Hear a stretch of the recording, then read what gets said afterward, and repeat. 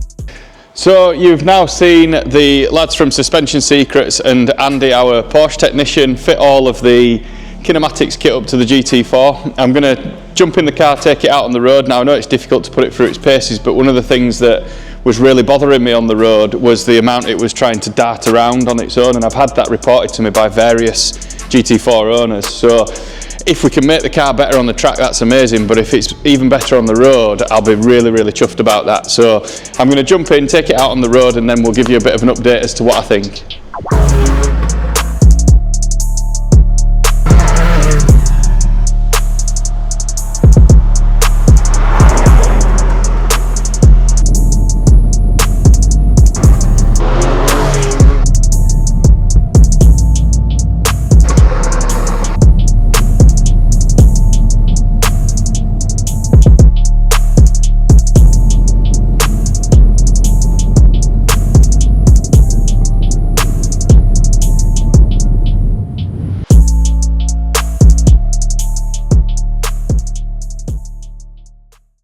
So there's only so much feedback I can give from a quick road test, but straight away I can feel a difference. I mean, the grip going around the roundabouts just on our industrial estate here is incredible, so much different. But the biggest thing that I noticed is I'm certainly not having to fight with the car anymore. It just feels really, really positive.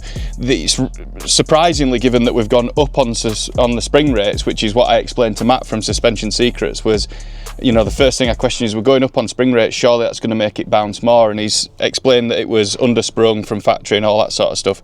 I can tell straight away the car just handles the bumps in the road so much better. I'm really, really excited to take this to the track now, which is what I think we need to do next. To be able to give a real honest opinion of where it's at, we need to get to the track, put it through its paces, and then go from there. So please follow on for the next episode, where we're going to go to Cadwell Park and have a really good blast out in this car.